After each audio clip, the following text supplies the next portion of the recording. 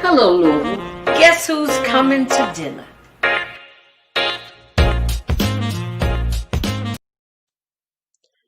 Hello, Louisville.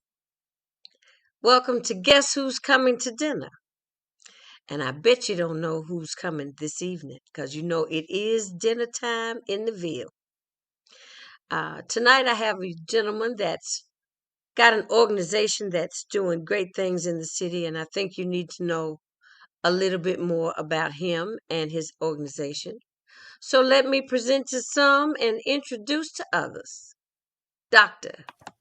Eddie Woods. All What's up, right. my brother? All right. How you doing? How you been? Hey, I'm hanging in there. I could Good. complain, All right. everybody's complaining right about now, but Well, yeah. I'm not going to complain. I'm just going to stay out of the way. There you go. There you go. I'm going to stay out of the way. Well, yeah, I know you and my husband ran into each other, not on a real, uh, it was not a festive occasion, but, No, no. and that he was talking to you and found out about your organization and brought the card home and said, he said he knows you. I said, yeah, he Well, knows me. yeah. So, Eddie, tell us, Dr. Woods, excuse me, sir. Dr. Woods, tell us about No More Red Dots. All Louisville, right. did you hear that? No more red dots. If you don't know what that is, listen about this program. All right. Um, and Eddie is good enough between you and I. Okay. Okay, all right, all All right. right.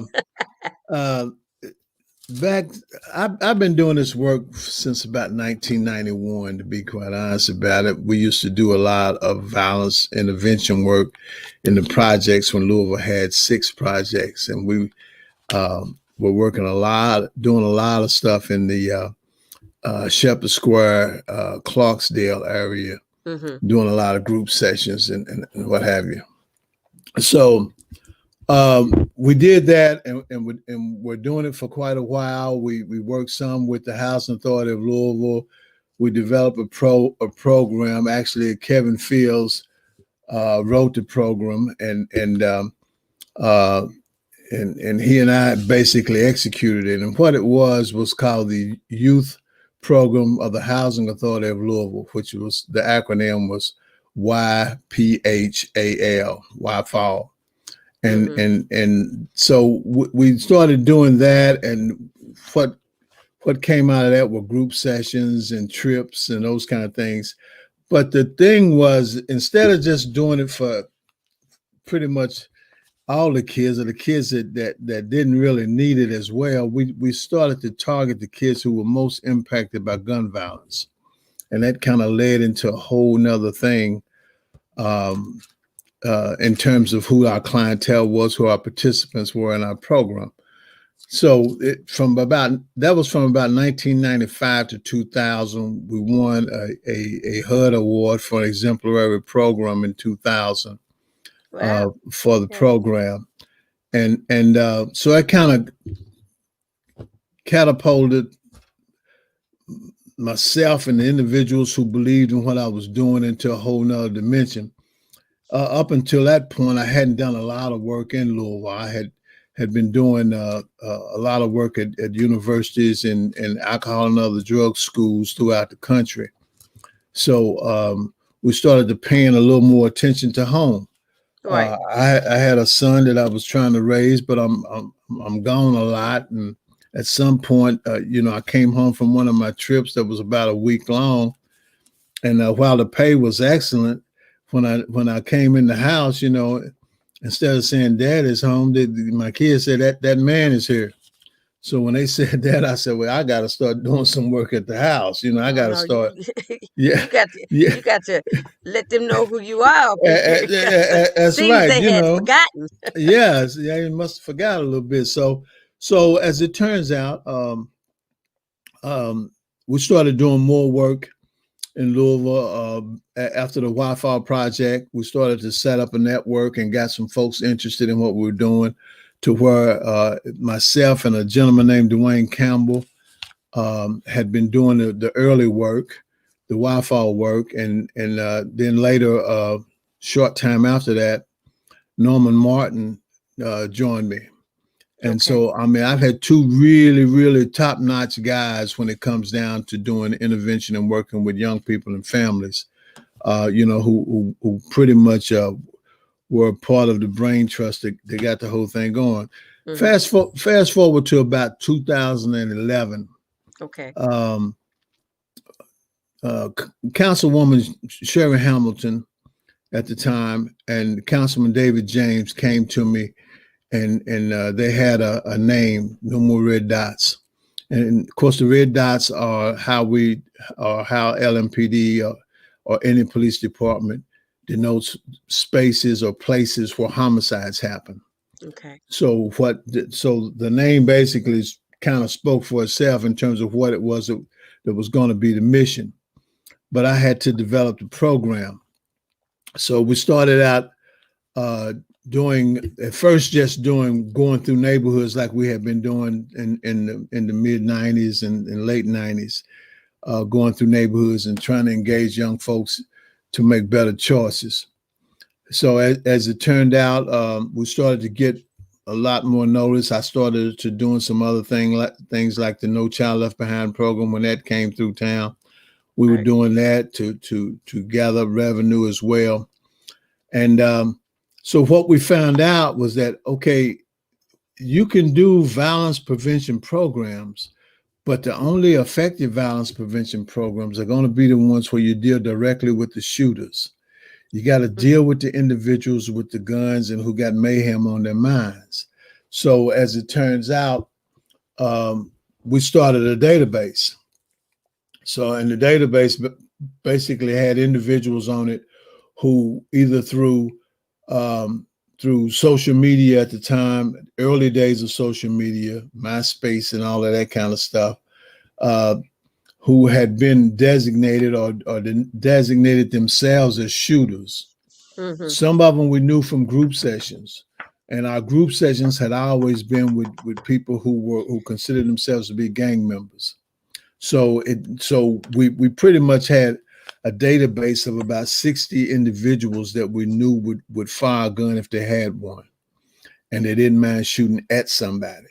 So our whole impotence was to try to get them to change how they viewed their place in the world, and to try to live for somebody as opposed to dying for the homies and all of that who had been injured or dead. Because a lot of them were just shooting each other about names that they didn't even know or had never even met, situations that they didn't know anything about, and those kinds of things. So Mm-hmm. this was a lot of what our group sessions were about. A street level history of Louisville, pretty much, is what it came down to. So we're explaining to them who the individuals were, what their backgrounds were in a lot of cases. And this was not to demean anybody or take anybody off of anybody's pedestal, but Mm-hmm. it was that you are willing to die for somebody who basically lived a life. They lived a life, and whether it was good or bad, it wasn't our call. They got Right. they got they got somebody who wears the highest CEO badge for that kind of thing to decide who's right and who's wrong and all of that. That wasn't Right. what we did. Right. So what we wanted them to do was make better choices about what you do about shooting. So we had to learn a lot of stuff. We had to put in a lot of pieces. We had to get very adapted to being able to do intervention work, which is a whole specialty. Mm-hmm. How to do mediations. We got Mm. trained in something called transformative mediation, and that's where you don't really have a winner at all. What you have is something that both sides agree on in terms of how we keep peace, how we keep from arguing and fighting with each other. At the Right. same time, I was doing mediations for the U.S. Postal Service, so I was able to learn that and apply the same technology or the same strategy in terms of mediation.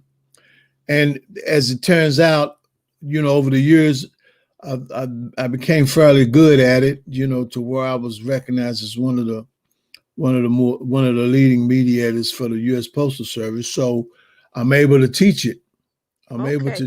to Okay. teach it to people who work with kids.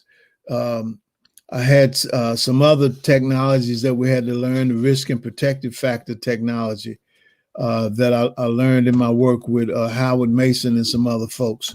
Um, now all of these names I'm dropping here, these are local folks who've been doing great work for a long time, and Mm-hmm. nobody really knew it or paid attention to it.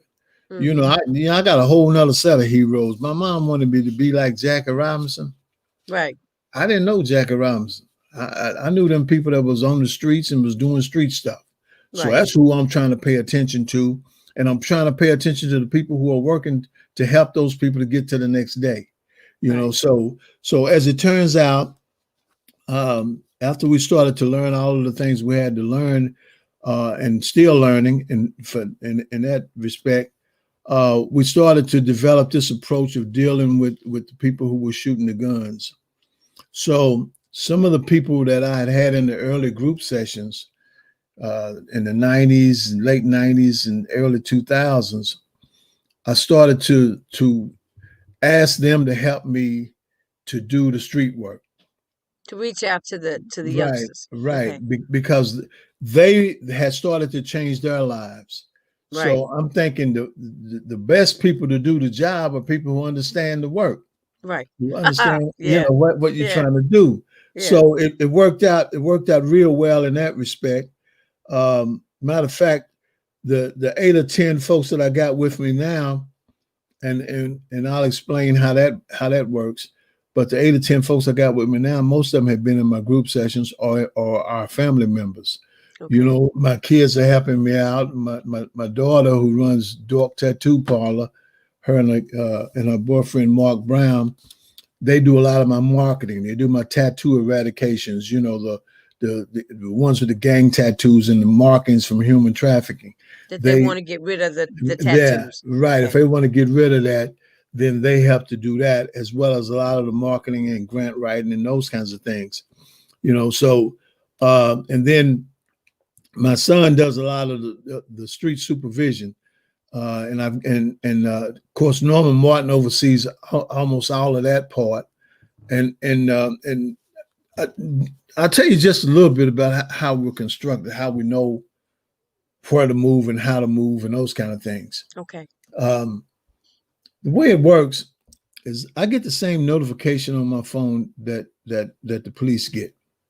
I get the notification when there's a shooting of any type, whether it's a self-inflicted or suicide, whether it's an accidental shooting, or Mm-hmm. whether it's somebody intentionally shot somebody else. So we get those. And what happens is within a matter of minutes, we got to decide whether this is a shooting that we need to attend to, or whether this is one. If the person is deceased, then we usually don't deal with that one directly right off the bat. That the sense of urgency is not as much as it might would be otherwise. But we Eddie, have hold up right there. Let me ask you this, okay, because it sounds like you're going into something that I've been questioning. I okay, know Christopher 2X always deals with families after the shooting, right, after right, yeah, somebody's taken. And I've right, always wondered, why was there not a solution or some kind of mediation when you find out there's a beef happening, that there's right, somebody that these families can go to say, I don't want to see my son dead tomorrow. Can exactly, somebody help me? And you find exactly, both of these families, because they're on Facebook. right. They And if definitely families start paying attention, they can find out what's going on. You got to do right, some meddling. Our right. parents didn't have no problems meddling. No, they didn't have no problem meddling at all, and letting other people meddle. So Right? What you say? as, And other people. yeah, as long as the information got back to our folks, Oh, because however. yeah. So the thing was, and that you just described what was our mission. Our mission Okay. was to stop the gun Wonderful. violence, to get on the Right. front end of it. So Right. what we do with those notifications that we get. Okay, within about an hour of a notification, if someone just been shot, no matter how bad it is and like that, we can usually find out pretty quickly who who was hurt, and a lot of Mm-hmm. times why they were hurt. you Okay. know And here's how all of that and why all of that's important. In order to stop retaliation, you got to know the backstory. You got to have a feel for what it is that this person did that somebody wanted them hurt. Right. Okay, so those times that we get really lucky, and a lot of times this comes from parents, or it comes from social workers, or and right now we've got a partnership with DJJ, Department of Juvenile Justice, where they send us referrals on individuals getting ready to come back into the community. Same thing with the administrative office of the courts, who these are the court designated workers. They are also using our services like that, because in our mind and in our strategy, our overall strategy is we got to change the minds and attitudes and behaviors of the individuals who think shooting is cool, who thinks Right. that's where your power is going to come from, is to be able to get somebody afraid of you and all of that. So Right. consequently, um, if we get lucky and get a chance to work with them on the front end, we get a chance to stop it. And we've had some individuals who will come to us and say something like Doc, I'm gonna do something to so and so. They shot my car up, or they beat my sister up, or that all of that, and I'm gonna Right. see them. I'm gonna see them dead, or I'm gonna be dead, one or the other. Okay, the reason you telling me is you want somebody to talk you out of that. Talk. Yeah. Yeah, Exactly. yeah. See, that's the only reason that you're saying something to me about it, and that, Mm-hmm. and I'm taking it seriously. And so what we got to find out is who it is you got a problem with, and then we got to contact them separately. We used to just deal with the individual who had the gun, and that was turning out to be a little bit of a situation where we were taking the teeth and the claws from the tiger and putting them back in the jungle. So they're gonna die. Right. They're definitely Right. gonna die. So what we realize is we got to work with both sides. Mm-hmm. Whoever it is that's got this kid or this person afraid to the level that they're carrying a gun, then we got to talk to that person as well. We Right. got to get them to where they can coexist. They Right. don't have to like each other, Right. So, and it's a lot of other little nuances that play into all of that. But the other piece of it, and I think this is where the work kind of, where the rubber meets the road. If we got an individual that's been with us for a few months, and they haven't been in any trouble or anything like that. Their behavior's starting to be good at the house and in the neighborhood, and the streets won't lie about what you're into. Right. We basically know pretty quickly now, because the 8 to 10 people that I have working with me, they have their own networks. So that means the people that they know and that they go to give them information. Right. Okay, so we put all of our networks together to have one large network, Right. to where when something happens, we can pretty much just by calling certain Pin it people. down Yeah, immediately. yeah, Yeah. pretty much right away. So getting in on the front end is what we try to do, to slow down or stop retaliation. Now we got a lot of things that kind of can keep that from happening. If we can get a person to pass on a shooting that we know about, and a pass means we get somebody to forgive them. If we Right. can get a person to pass, we try to do that. There have been a few times when we couldn't get them a pass, when and so then we took another route, and that's basically to let the person who's about to be the target, Mm-hmm. that so and so is really mad at you, man. Mm-hmm. Now if we get a situation where a person has come to us, and we've had this happen several times, a lot of times, in fact, where they come to us and they want to do something different.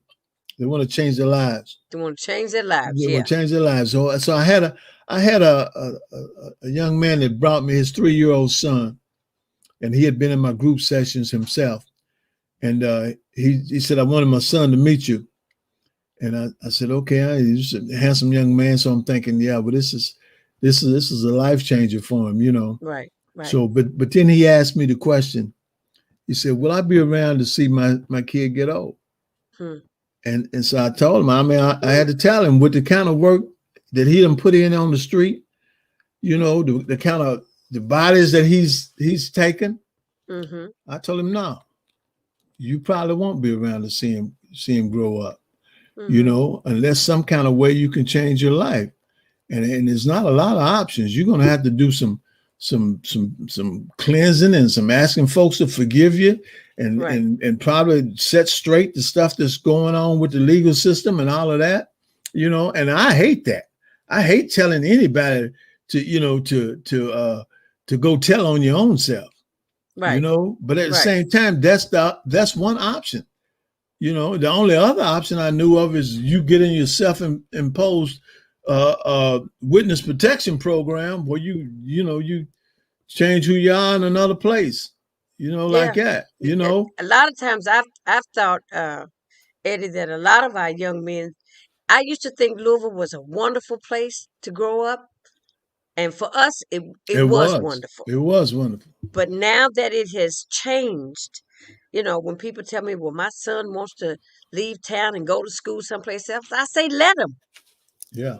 I mean, because one reason I know you probably know my brother, Rock. Yeah. So my mother, when my brother was 26 years old, she put him on a plane to Las Vegas, not knowing what Las Vegas was going to offer him. Okay. Right. Right. But she knew that what was happening in Louisville, that he was either going to go to the penitentiary or he was going to be, at that time, our drug culture was crazy Yeah. with Yeah. boy. That's right. Okay. Plenty of boy. And A lot of right, girl, but plenty of boy. pretty boy. And people don't talk about that a lot. No. But it was that, or he was going to become addicted, or it wasn't so much about somebody was going to kill him then. It Right. was just that he was going to get himself in trouble.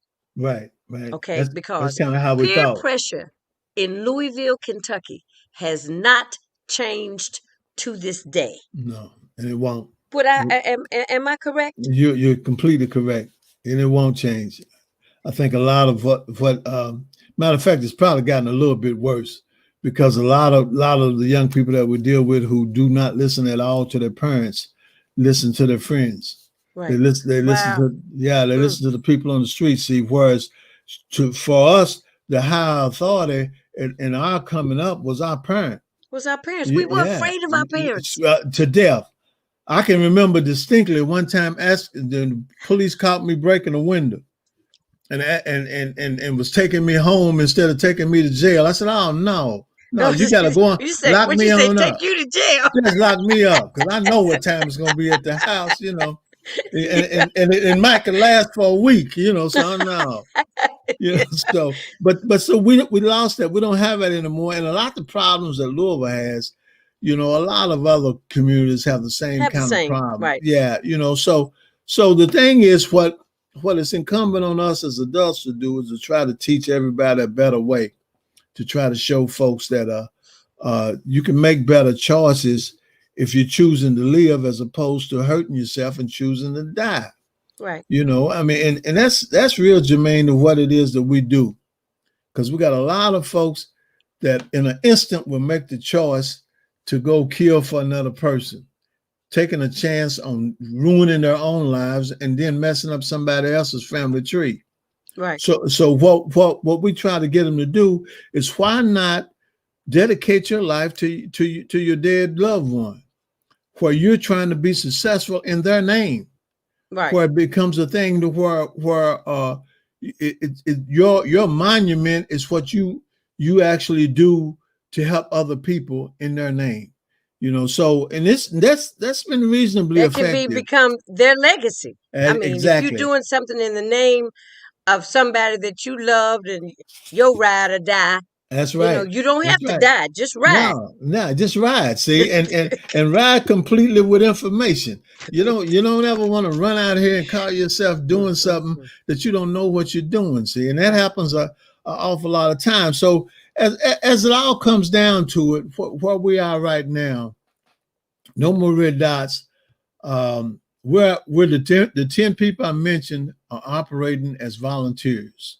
We don't have any kind of funding. We have not had funding since July 1 of 2019.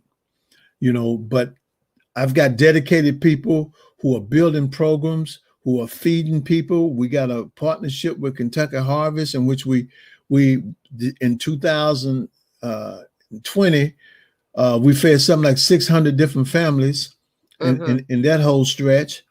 We've got 30 kids that we're working with that are involved in our programs. We've got something called the Arts Guild Incubator.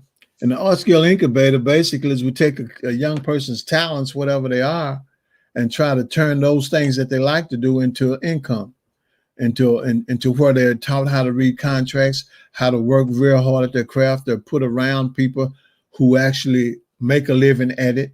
You know what? Well, I've got something that I'll bring to your program because All right.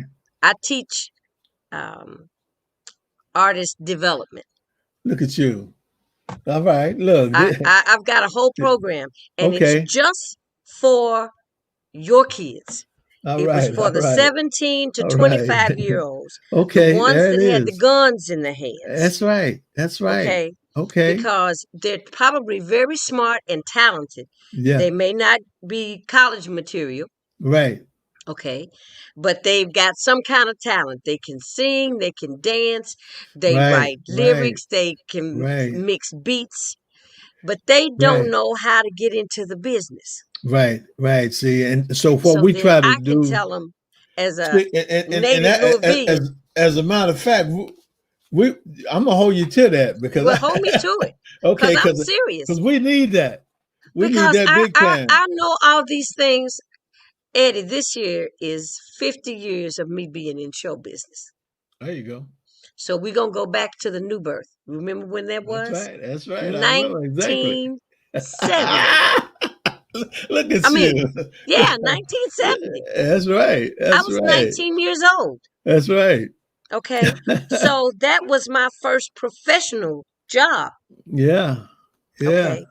But everything that I did in music or learned about music, I came up under Anita Neal, who was Anita Moore That's to us at right. that time. Right. I Taught came up dancing forever and a taking my day. dance classes from Miss That's Anita right. That's Moore, right. Neal. That's right.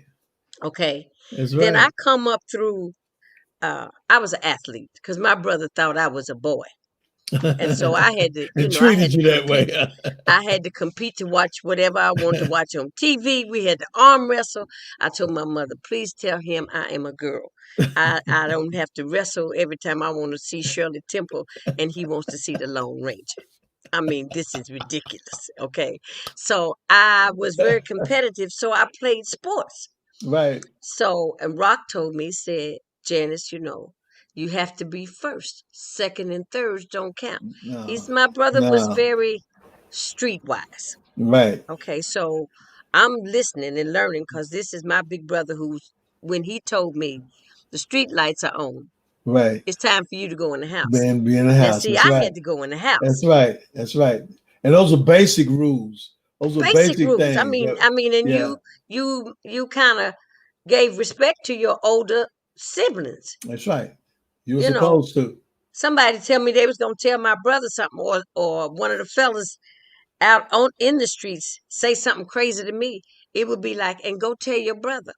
I said, no, no, No, no, no, no, no, no. no, You no. they didn't want that Look, now. No. you don't want me to do that. I have No. to whip you with my tongue, my words, Yeah, before I right. ever tell my brother that you That's saying right. something crazy to That's me. right. Yeah, because So that there that are could get ugly real fast. woo.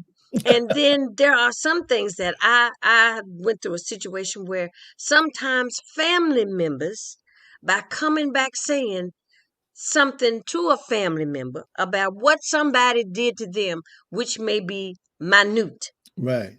Right. causes problems where sometimes people get killed over it. Exactly. Exactly. And it's making those kinds of decisions for our kids that everything, you don't need to carry everything back. Just, you might need to stay out of that person's way, but you Right. don't need to throw fuel on the fire. No, no, they love getting their whole family tree involved in a Yeah, dispute. no, no, no, no, A no. dispute. No, and that, and I mean again, that's basic stuff that we learned from day one. Yeah, You don't do anything to make the family look bad. right. That could get you a whooping and grounded for life real quick. Really. You, you know, Yeah. so So I think I've been blessed to be able to do the work that I do for a long time, and we've been able to kind of help a lot of people Yeah. and move the needle quite a bit. And I know, we both know a lot of those folks who were doing it and did it for us. Mm-hmm. And in a lot of ways, like you mentioned, Nita Moore Mm-hmm. helped us. So Right. Her brother Look, I Sammy was helped more me. afraid of her than I was my mother. She And wasn't if for nobody to her to play say, with, I'm though. gonna tell your mother, I said, you didn't. She said, did I see you on the bus stop smoking? I said, no, ma'am. She said, yeah, that was you, Janice. I saw you. I said, no, ma'am. I was like, Lord have mercy. Does she have spies? Know, she put fear in us, That's right. which kind of kept us That's on right. straight and narrow because she didn't play, Exactly. but Yeah, she cared about us. that's She right. loved us.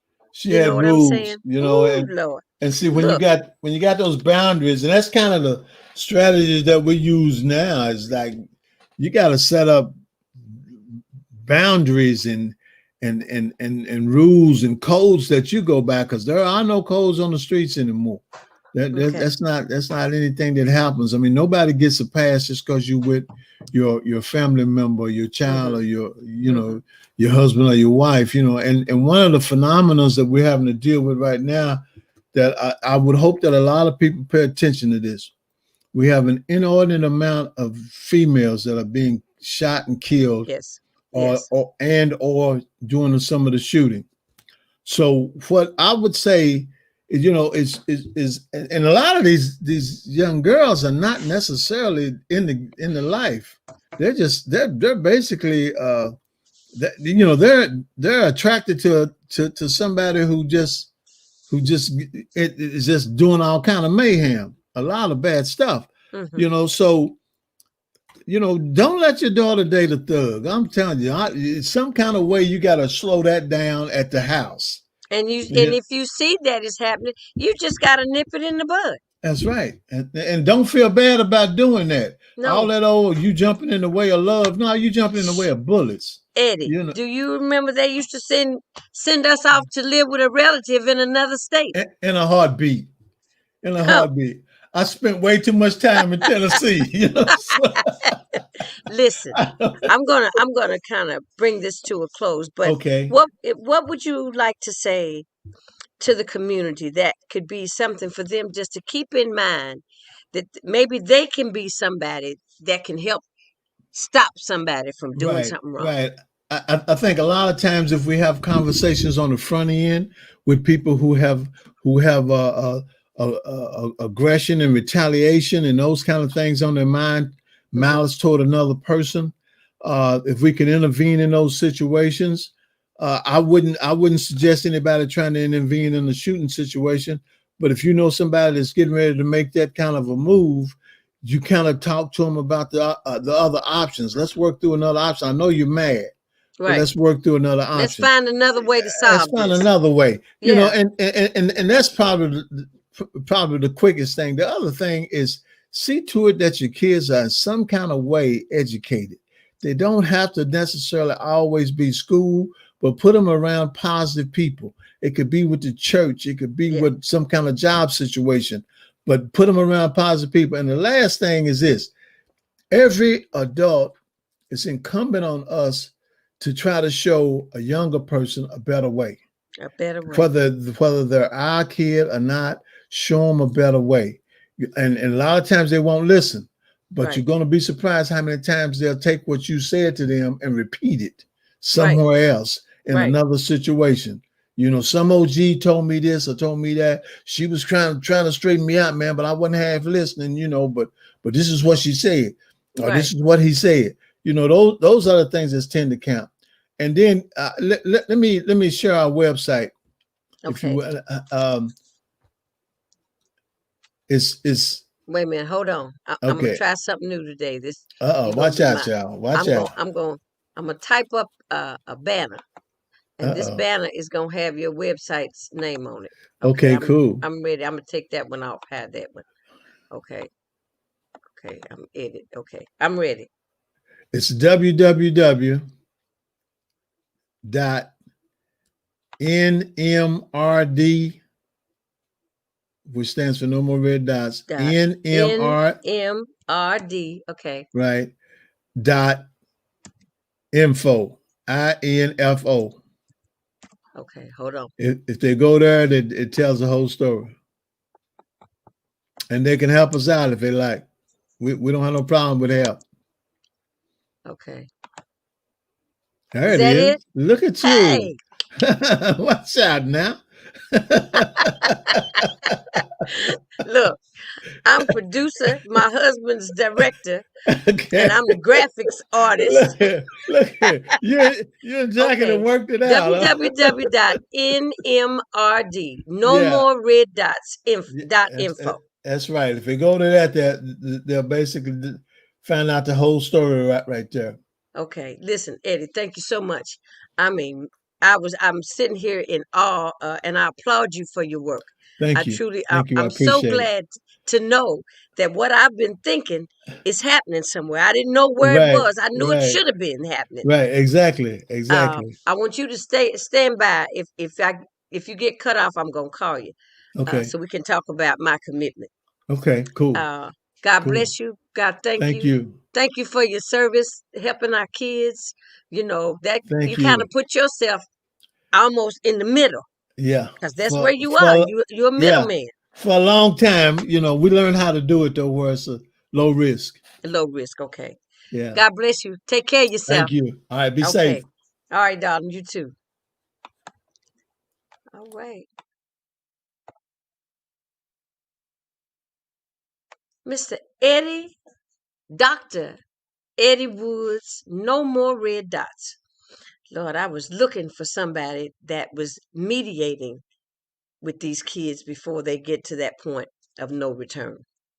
Because once you kill somebody, there is no return.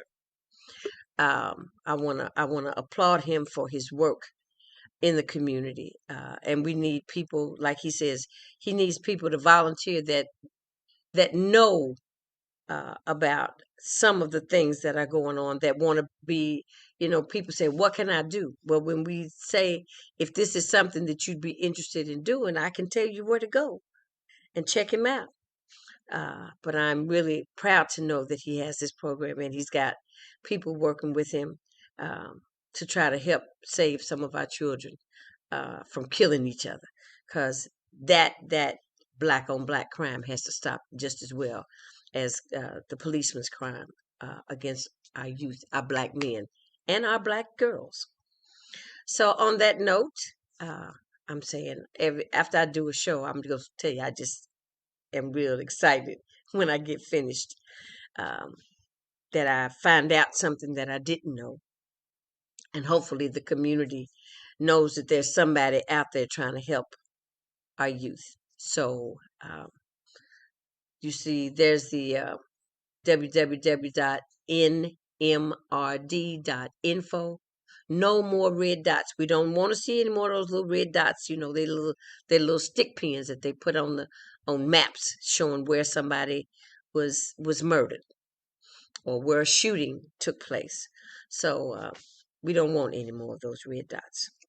On that note, I want to say join us again on today's Wednesday. On Friday at 7 o'clock, we'll be back. And on Friday, we're going to be talking to Reverend Calloway, Minister Calloway from over to St. Stephen's, and he's going to let us know about his programming and how maybe St. Stephen's or his program is doing things for the community. So just stay in touch with us. Oh, I got some folks for you to meet and talk to. They've got some things to tell you. So I want you to make sure that you show up and get the information. On that note, God bless you. Take care. Put your mask on. See you.